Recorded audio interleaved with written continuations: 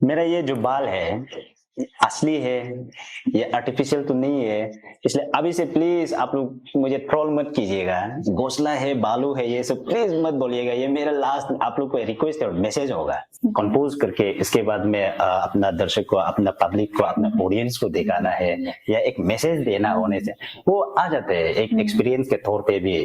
कि माने कोई आदमी जो है जब भी देखता है तो कुछ अलग एक एक्सपीरियंस हो मुझे देख के या जो भी हो। सिंपल मैं हेयर ऑयल यूज करता हूँ, शैम्पू यूज करता हूँ, धुलाते समय भी। कभी मैं पार्लर तो गया नहीं। स्टेज का बात आ जाता है, जब मुझे परफॉर्म करना होता है तो पता नहीं मुझे एक भूत सवार हो गया जैसे लगता है कि मैं कुछ करूँ। मेरा फर्स्ट एल्बम था मूमी है बोल के।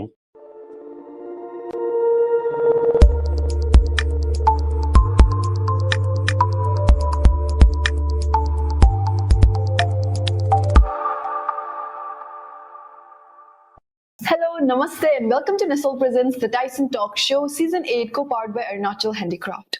Today, we are joined by someone who will take us through his journey as an artist and how music became a part of his life. So let's welcome a very, very incredible Galo singer, Mr. Mojum Riram. Hello sir, welcome to the Tyson talk show. तो sir, आपको अभी हमारे talk show में आके कैसा लग रहा है सर? बहुत अच्छा लगा। थैंक यू मुझे इनवाइट करने के लिए। जी sir, thank you so much, आप आए। Thank you so much for coming. तो अभी हमारा एक ओल्ड ट्रेडिशन से हम लोग स्टार्ट करते हैं, विच इज एन इंट्रोडक्शन। तो आपका छोटा सा एक इंट्रो हमारा ऑडियंस के लिए एक छोटा सा इंट्रो दे दीजिए। ओके, हाय एवरीवन, मेरा नाम मोजुम रिरम। बेसिकली आई एम फ्रॉम गालो कम्युनिटी और मैं लपारादा डिस्ट्रिक्ट से बिलोंग करता हूँ। तो फर्स्ट सर, हम I think the first question ये ऑडियंस के भी दिमाग में होगा, ये जानना चाहेंगे कि आप म्यूजिक में कैसे घुसे। आपका ये बचपन से ही आपका शौक था या बड़े होके आपका शौक हुआ? आपका मेन तो गालो है ना, गालो गाना पे आप गाते हो, तो गालो को ही आपने, आई नो कि आप गालो कम्युनिटी से बिलोंग करते हो, बट फिर भी गालो को ही फॉरवर्ड लेके जाना, ये आपका चाह कब से शुरू हुआ, कब से स्टार्ट हुआ, उसके बारे में थोड़ा बताइए। मेरा सिंगिंग करियर मेरा बचपन से था। कुछ स्कूल वीक्स ये सब में पार्टिसिपेट किया, उसी से होके गाना में इंटरेस्ट हुआ और बड़ा होते होते यही फील्ड में घुस गया अचानक से, पता नहीं मैं भी कैसे घुस गया। तो वही है, करियर इसी प्रकार से बना। कोई खास मीन्स ऐसे भी नहीं है कि मुझे यही पे होना था, बल्कि ऐसे तो नहीं है, लेकिन अचानक से घुस गया और अचानक से इंटरेस्ट हो गया। साथी मिला, कोई मुझे एनकरेज किया, तो उसी से ऐसे होके घुस गया। तो मैंने वीडियोस में देखा है कि आप आपकी वीडियोस में आप गाने के अलावा कुछ और काम भी करते हो, लेकिन फिर भी जानना चाहूंगी कि क्या म्यूजिक आपका लाइक मेन करियर है या फिर उसके अलावा भी आप कुछ अलग फर्दर दूसरे कुछ जॉब आप करते हैं? और ऐसे तो नहीं है कि ये म्यूजिक जो है मेरा मेन करियर, ऐसे तो नहीं है, क्योंकि एक प्रकार से मैं ये सोचता हूँ कि मीन्स ये करियर म्यूजिक ही में अगर होने से भी क्या होता है कि बहुत सारा एक्स्ट्रा कुछ करना पड़ता है ना। तो ऐसे होके मुझे नहीं लगता कि मैं ये म्यूजिक में ही मेरा ये मेन करियर, ऐसे तो नहीं है। तो सर, आपने जैसे बताया कि म्यूजिक आपका करियर नहीं है, तो हमने देखा कि बहुत सारे लोग म्यूजिक को ही अपना करियर लेते हैं, डायरेक्टली करियर चूज करते हैं। तो आपके हिसाब से आपको क्या लगता है कि म्यूजिक में कुछ अर्न कर सकते हैं या फिर कुछ फर्दर फ्यूचर है? वैसे तो फ्यूचर है इसमें ना, क्योंकि एक बात है जैसे कि हमारा ये अरुणाचल में भी बहुत सारा ऐसे बहुत सारा आर्टिस्ट है जो बॉलीवुड लेवल तक अपना करियर बना के, तो उनका तो फ्यूचर है। लेकिन यहाँ पे एक है कि फिर आप उस लेवल तक जब नहीं पहुंच पाता है या अपना करियर नहीं बना पाता है, तो एक बात है कि फिर उस बनाने का चक्कर में क्या हो जाता है कि अपना लाइफ को भी बर्बाद कर देता है कोई यूथ ना। तो ठीक है, आप अगर जब इसी को करियर और इसी से आप लाइफ गुजारा करना है बोल के अगर आप थाम लिया, तो इसी में फोकस करना है, अपना डेडिकेशन इसी पर लगा देना है, तो ऐसे होके तो ऑब्वियसली इसमें करियर है, फ्यूचर है, आप सक्सेस हो सकता है। अदरवाइज हम तो सोचते हैं कि माने आप दूसरा बिजनेस करने से ठीक है, साइड बाय साइड, और खास करके आप पढ़ाई में तो आगे अपना ग्रेजुएशन कर लेने से ठीक है, क्योंकि उसके बाद में नौकरी तय कीजिए। फिर नहीं होता है बोलने से यही करियर पे, अगर आपके पास में टैलेंट सच में है नेचुरली आप गॉड गिफ्टेड हो, या आप इसमें अगर खुद को लगता है कि हम यहाँ से कुछ कर पाएंगे, तो एक अदर ऑप्शन लेके ना, मैं तो यही सोचता हूँ। जी बिल्कुल सही है सर। तो सर आपका जो आप है आप गाना भी लिखते हो, जी आप म्यूजिक भी प्रोड्यूस करते हो, जी। तो आपका जो गाना लिखने का जो इंस्पिरेशन है या फिर म्यूजिक वीडियो बनाने का इंस्पिरेशन है, वो कहाँ से आता है? आपका पर्सनल लाइफ, आपके साथ जो गुजर रहा है लाइफ में, उससे, या फिर अपने ट्रेडिशन कल्चर, कहाँ से आता है आपको इंस्पिरेशन? Thank you. एक्चुअली ये जो अपना ट्रेडिशनल कल्चर से लेके भी एक इंस्पिरेशन होता है कि इसमें अपना ट्रेडिशनल कल्चर को क्या बोलते हैं कि एनकरेज या इसको प्रमोट करें ना, इस प्रकार का मैं कुछ गालो फोक फ्यूजन सॉन्ग भी बनाता हूँ। तो यही है कि अपना कल्चरल को शो करें। इसके बाद में फिर ऐसे हो जाता है कि अपने एक्सपीरियंस जो होता है ना, अपना लाइफ में एक्सपीरियंस, जो सोसाइटी का एक्सपीरियंस को देख के, और अभी का यूथ, यंग यूथ लोग को देख के, इन लोग का रहन सहन या कुछ भी चीज जो भी एक मन में आता है कि एक्सपीरियंस, इसको गाना में कंपोज करके इसके बाद में अपना दर्शक को, अपना पब्लिक को, अपना ऑडियंस को दिखाना है या एक मैसेज देना होने से वो आ जाते हैं। एक एक्सपीरियंस के तौर पे भी गाना बना लेता हूँ, कंपोज कर लेता हूँ। तो सर आपका भी ऐसे आइडियाज तो आता है, लेकिन कभी कभी वो होता है समथिंग कॉल्ड क्रिएटिव ब्लॉक, जहाँ आपका जो क्रिएटिविटी आप करना चाहते हो वो नहीं आता है। कभी कभी होता है कि दिमाग में कुछ तो है, लेकिन कैसे प्रेजेंट कर रहे हो वो समझ में नहीं आता है। तो वो टाइम में आप क्या करते हो, उसको आप कैसे हैंडल करते हो? सही है, कभी कभार ऐसे भी हो जाता है कि दिमाग में बहुत सारा क्या है, देख रहे कि नहीं ये चीज होना नहीं चाहिए, इसको मैं कैसे, मीन्स एक हो जाता है ना कि देखता है, सोचता है, फिर उसको एक्सप्लेन नहीं कर पाता है, या क्या बोलते हैं कि बाहर अपना खुद को एक्सपोज नहीं कर पाता है, या शो नहीं कर पाते। तो इसमें बहुत एक हो जाते हैं, ट्राई करता हूँ तो रात भर भी नहीं सोता। हम तो कभी ऐसे हो जाता है कि रात में उठता है, जागता है, फिर उसके बाद में जब याद आता है तो उसको फिर लिख लेता हूँ या रिकॉर्डिंग करके रखते हैं कि उस समय जब एक जगह वो चीज को जब याद आते हैं तो उसको मैं नोट करता हूँ, रिकॉर्डिंग करता हूँ। उसके बाद रात होने से भी, या रात का 12 बजे, 1 बजे, 2 बजे होने से भी उठ के उसको मैं नोट कर लेता हूँ। फिर सुबह उठ के फिर उसको दोबारा देखता हूँ कि अरे फिर से री रिकॉर्ड करके उसको देखता है, सुनता है, उसके बाद में फिर उसके हिसाब से मैं बना लेता हूँ। जी सही, बिल्कुल सही है सर। तो सर अभी का जो हमारा टाइम है कि इसमें आपको हर जगह सिंगर्स, डांसर्स आपको मिल रहे हैं, लाइक ऑनलाइन का जमाना है, तो हर कोई गाना गा रहा है, ऑनलाइन पे भी हो रहा है, तो आप खुद को भी कंसिस्टेंट रहना पड़ता है, लाइक नजरों में आपको आना पड़ता है ऑडियंस के। तो आपको क्या लगता है कि अभी इतना सारा सिंगर्स है, इतना सारा गायक है अरुणाचल पे, तो आपको कैसे आपको लोग पहचाने, आपको क्या अलग बनाता है बाकी से? और वैसे तो मैं खुद ही एक अलग आदमी देखने में मैं खुद ही एक अलग आदमी लगता है।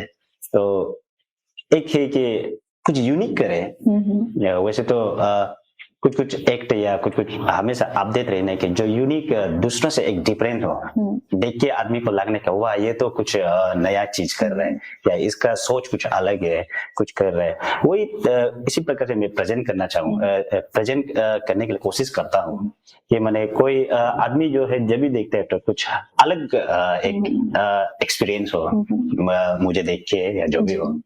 तो सर अभी एक वर्ड है ना, there is something called trademark, तो उसके थ्रू से आपको पहचान में आ जाता है कि अच्छा ये इसका ये है ट्रेडमार्क है, तो ये इसका वो है।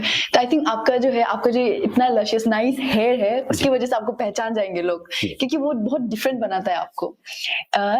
तो आपका इस लाइक नाइस हेयर का राज बताइए, क्योंकि I envy the hair you have। अभी तो सब पर्म एंड ऑल करते हैं to get those hairs, आपका ये नेचुरल है या फिर by birth या फिर आपने कुछ किया है, वो राज क्या है, and why, how come आप मतलब मेंटेन कर रहे हो उतना? Yeah, thank you. Like everyone used to ask me the same question as you do. Like मेरा ये नेचुरल है, तो मैं किसी को बोलता हूँ कि मेरा ये नेचुरल है, बोलने कोई विश्वास नहीं करता है, क्योंकि वो लोग हर कोई मुझे यही बोलते हैं कि आप तो बनाया होगा, आर्टिफिशियल है, या पार्लर में जाके कर्ल किया होगा बोल के। तो मैं आप सब टाइसन टॉक शो के मीडियम से सब दर्शकों और सब पब्लिक और ऑडियंस को बताना चाहूंगा कि मेरा ये नेचुरल है, तो आप कंफ्यूज नहीं होना है। और इसके लिए क्या बोलते हैं कि मुझे कुछ करना नहीं पड़ता है। अच्छा। सिंपल मैं हेयर ऑयल यूज करता हूँ, शैम्पू यूज करता हूँ, धुलाते समय भी कभी मैं पार्लर तो गया नहीं।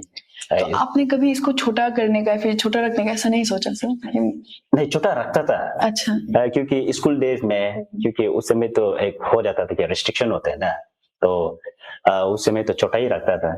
लेकिन इसके बाद में मैं जब कॉलेज पहुंचा और तब से मैं अपने ये हेयर को तब से लॉन्ग रखना शुरू किया है।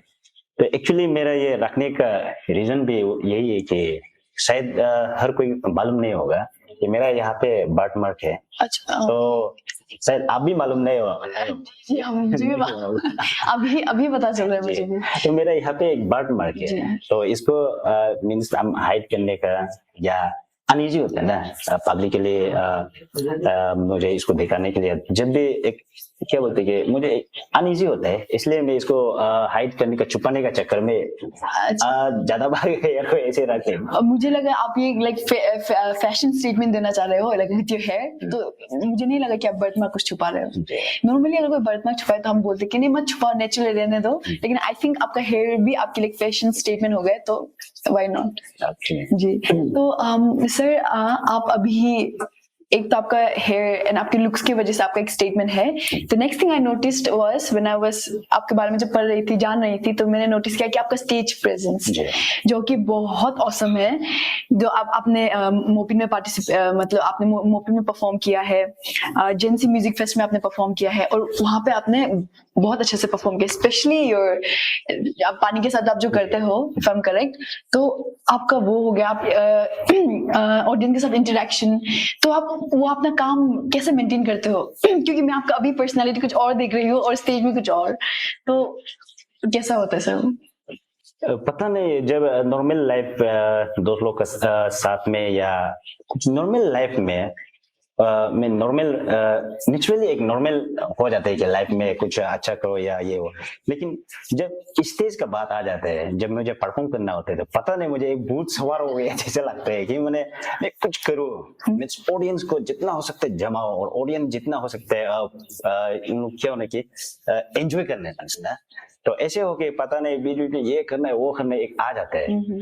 और उसके बाद में फिर एक ऐड कर लूं कि एक्चुअली मेरा ये इसका एक मुझे बहुत बड़ा एनकरेज या एक हिम्मत किसने दिया बोलने से, इसमें वो मेरा एक एडवोकेट है आची में पे है, उसका भी बहुत कंट्रीब्यूशन है। वो भी कहते हैं कि अजू आप कुछ करना और करो,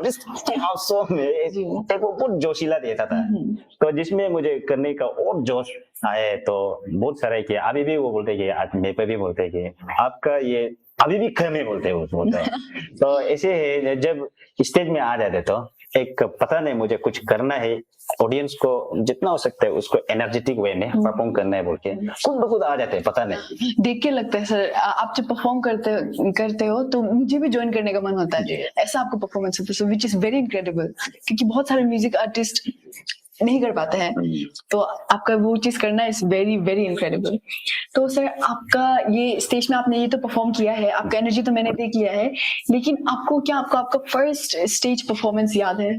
जी याद है। और कैसा था वो एक्सपीरियंस? आपको कैसा लगा था जब आपने फर्स्ट टाइम स्टेज में अपना कदम रखा था और लाइक लोगों को फेस करना, कैसा फील हो रहा था आपका? ऑब्वियसली फर्स्ट स्टेज परफॉर्मेंस कहीं ना कहीं मुझे तो नर्वस हुआ, क्योंकि फर्स्ट एक्सपीरियंस था, और साथ में बहुत बड़ा ये सिंगर्स लोग भी था उसमें, माना जाना सिंगर लोग था, तो उनका साथ में एज एन जूनियर या एक छोटा सा एक लड़का परफॉर्म करने के लिए एक बहुत नर्वस फील हुआ था। और उस वक्त ऐसे भी तो नहीं थे कि अभी जो एनर्जी है और जो एक्सपीरियंस ऑडियंस का साथ में मेरा ये मॉनिटर का ऊपर पाव रखना या पानी फेंकना, माइक को इधर उधर घुमाना, तो वो तो बिल्कुल उस समय तो फर्स्ट जब स्टेज परफॉर्मेंस था वो तो मेरा ख्याल में भी नहीं आया था। फिर होते तो अपना लुक्स का ऊपर में भी ये एक सोचा कि आदमी तो हमको तो इस प्रकार से देखते हैं कि मैं तो एक भयानक टाइप का हो, तो क्यों ना इसको और भयानक ही कर दे, ऐसे टाइप का भी एक फील होता था। अभी तो जो भी हो अपना लेवल से कर लेता, लेकिन उस वक्त तो जब फर्स्ट एक्सपीरियंस था उसमें बिल्कुल एक नर्वस एक आर्टिस्ट, एक जूनियर आर्टिस्ट टाइप था। तो सर जब कोई म्यूजिक लाइन में जाता है तो मेन थिंग उन लोग जो सीख करते हैं वो है सपोर्ट।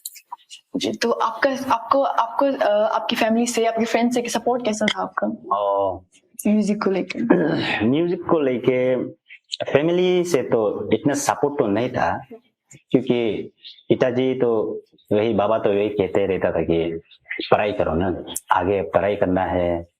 तो उसके बाद में ये भी आप लोग को बता दो कि मेरा बाबा भी एक रेडियो आर्टिस्ट है, तो उनसे इंस्पायर भी हुआ। फिर भी वो कभी मुझे इनकरेज तो नहीं किया कि सिंगिंग में ये वो करना है। दोस्त लोग तो बहुत इनकरेज किया। यही मैं तो ये बोलूंगा कि दोस्त जो मेरे साथी है, जो दोस्त लोग थे, उन लोग का मरियम, उन लोग का वजह से मैं ये सिंगिंग लाइन में आया। आई थिंक दोस्त लोग तो आपका कहीं पे भी आप लोग इवेंट में या फिर कुछ गेट टुगेदर होने से भी आपको बोलता होगा गाना एक सुना दो, गाना एक गा दो।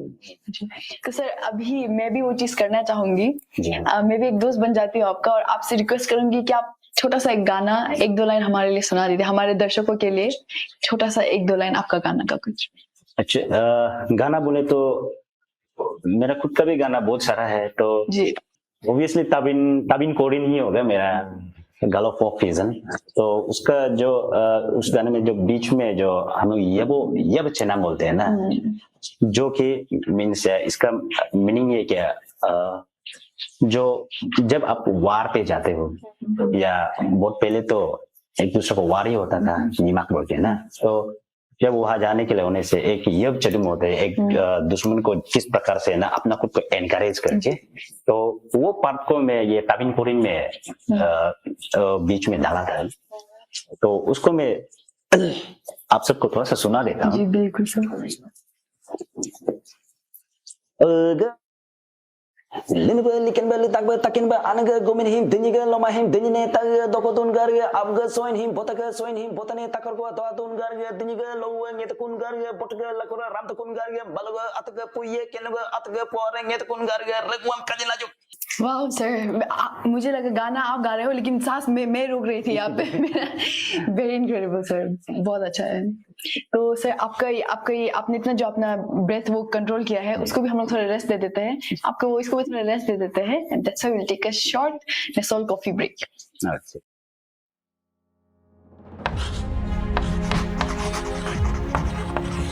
Dreams don't wait, and at Nesol, neither do we.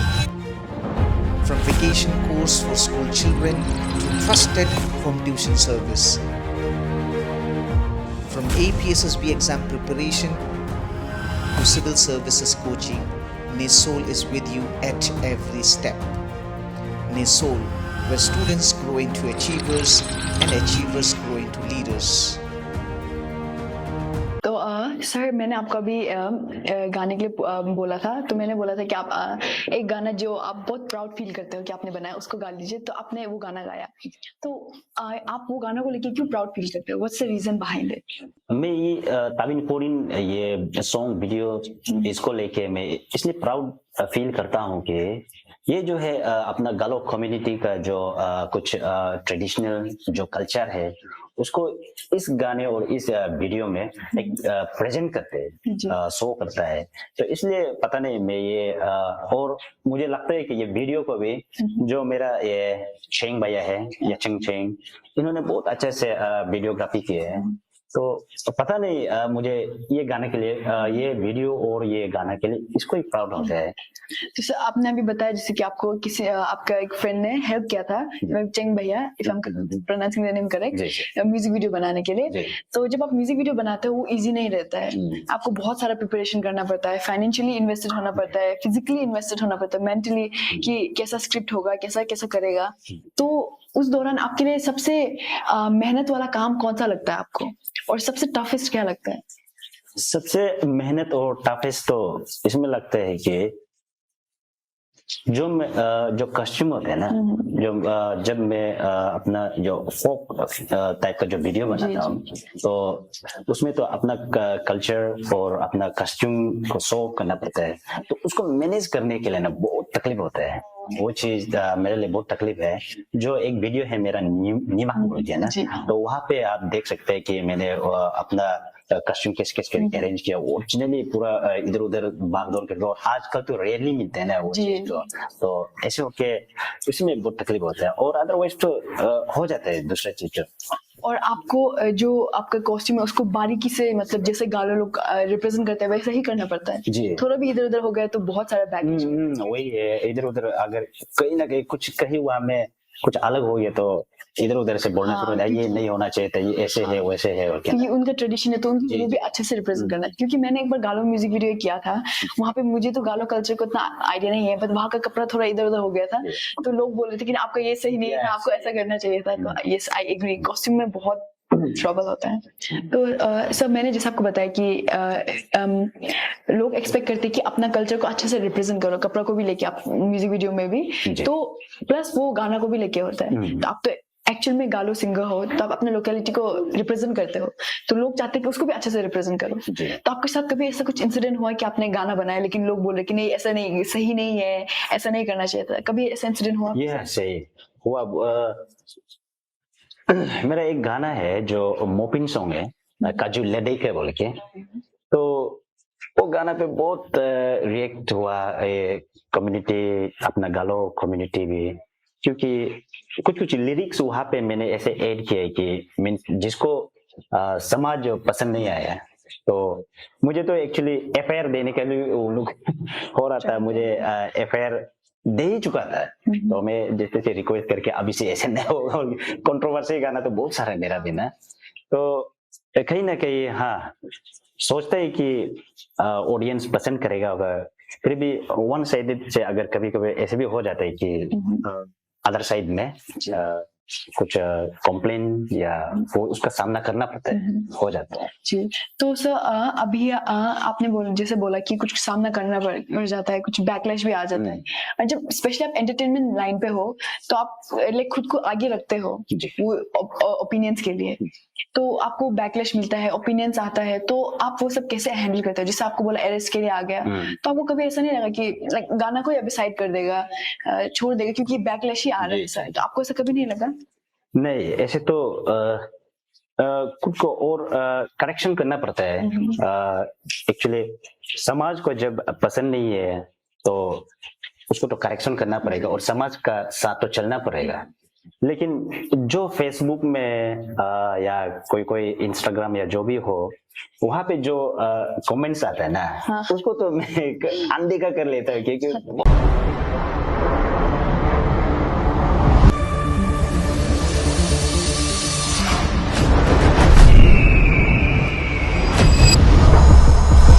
One time, I'm a piper. If I hit it 2 times, then I like her. 65 speeding up the PCH, a hell of a ride. They don't wanna see us make it, they just wanna divide. 2017, Bonnie and Clyde.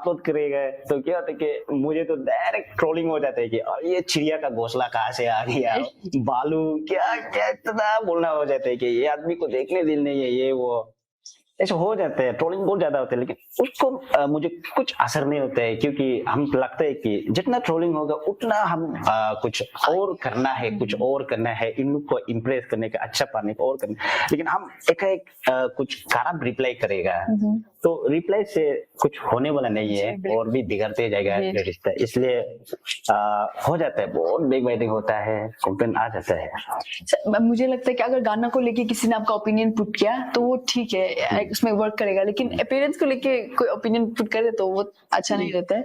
लेकिन I tell you sir, आपका बाल जो है वो काकिन है, if I am correct. Thank you. हमको मुझे तो बहुत पसंद है, मैं तो ट्राई करती हूँ कुछ करने के लिए, लेकिन नहीं होता मुझसे, तो मेरे लिए तो बहुत अच्छा है आपका, लोग कुछ भी कहे। सर ये जब हम लोग एज अ सिंगर की बात करते हैं, स्पेशली जो लोग लोकल आर्टिस्ट होते हैं जो फोक म्यूजिक को कैरी फॉरवर्ड करना चाहते हैं, तो वो लोग समथिंग रिप्रेजेंट करना चाहते हैं, कुछ आगे लेके जाना चाहते हैं अपना कल्चर ट्रेडिशन को। बट आपको क्या लगता है अभी के टाइम में फोक म्यूजिक गायब हो रहा है या फिर धीरे धीरे आगे आ रहा है? आपको क्या लगता है? ओ, ये गायब हो रहा है बोल के नहीं है, रादर ये और आगे जा रहा है, मुझे तो ऐसा लगता है। क्योंकि आजकल ऐसे हो गया कि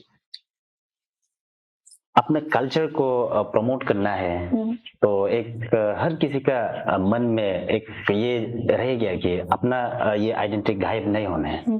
तो इस प्रकार से फोक इसको एनकरेज कर रहे हैं और इसको आगे बढ़ा रहे हैं, ये गायब नहीं हो रहा है मेरे ख्याल से ना। अभी मतलब समय के साथ साथ आगे आ रहा है। जी, क्योंकि इसको रिवाइव कर रहे हैं और जो जो लॉस्ट ये कल्चर है उसको भी वो अभी का समय में उसको और अपडेट करना है या दिखाना है, हर कोई का मन में मुझे तो लगता है ये चीज है। हाँ सही, बिल्कुल सही। लेकिन सर अभी के टाइम में क्या हो रहा है कि हम लोग जैसे कि लोकल सॉन्ग्स हो गया, लोकल कल्चर को लेके मॉडर्नाइज कर रहे हैं, मॉडर्न टच देते हैं उसको। तो बहुत लोगों का बहुत एल्डर पीपल लोगों का ये मानना है कि ऐसा नहीं करना चाहिए।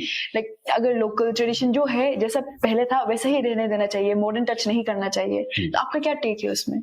मॉडर्न टच देना भी पड़ता है ना, मेरा ख्याल से पर्सनली फ्रॉम माय व्यू इसको मॉडर्न टच देना है कहीं ना कहीं। और क्या होता है कि आजकल म्यूजिक इतना आगे बढ़ गया है कि नहीं, तो पहला का जो म्यूजिक है इंस्ट्रूमेंट भी तो अपना वो चीज नहीं है कि वो इंस्ट्रूमेंट भी अवेलेबल नहीं होता है। प्लस आप इंटरनेशनल लेवल या नेशनल लेवल तक पहुंचाने के लिए तो कुछ एक मिक्स करना भी पड़ता है, मुझे तो ऐसा लगता है। और इसमें ऑब्वियसली एल्डर्स तो बोलेगा ही कि वो अपना ओरिजिनल टच देना है बोल के, लेकिन कभी कभार सोचने पर भी मैनेज नहीं हो पाता है। और मॉडर्न टच तो मॉडर्न जमाना है कि नहीं, तो यूथ्स लोग ऐसे हो जाता है कि आजकल का यूथ्स लोग तो वो पहले वाला म्यूजिक उसको कभी कभार ऐसे हो जाता है कि सुनने मन नहीं है, ये भी हो जाता है ना। तो उन लोग का हिसाब से उन लोग को इंस्पायर करने के लिए, उन लोग को वो होने के लिए थोड़ा मॉडर्न टच भी देना पड़ता है। शायद मैं गलत बोल भी रहा होगा, लेकिन ऐसे तो लगता है मुझे लगता है आप सही हो, क्योंकि जब तक हमारा कल्चर का ट्रेडिशन का वो एसेंस गायब ना हो जाए, जो हम रिप्रेजेंट करना चाहते हैं वो रहे, तो थोड़ा मॉडर्न टच होगा तो I don't think that's big of an issue. तो अगर सर आप म्यूजिक आप गाना तो बनाते हो, लेकिन आपको क्या लगता है अगर गाना नहीं तो आप क्या करते हैं दूसरा एज एन हॉबी? मैं अब देख ही रहा होगा सोशल मीडिया में जी बिजी रहता हूँ बस्ती में किटी बारी करता हूँ दोस्त लोग का साथ में, और हेल्प करता हूँ बस्ती में।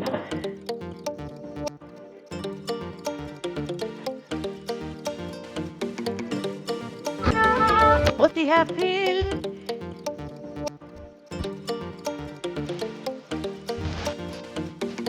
आज की रात मजा उसका आँखों से, तुम मेरे ना हुए ना सही।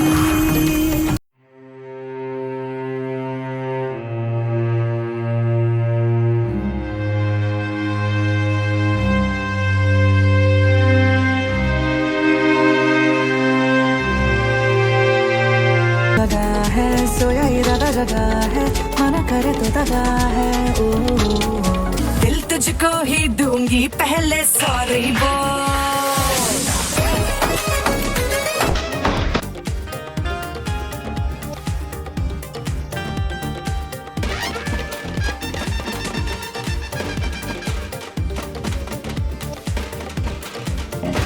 वही है, बस्ती में बिजी रहता हूँ और फिजिकली और मेंटली जब काम कर रहा होने से मीन्स एक सुकून मिलते हैं ना।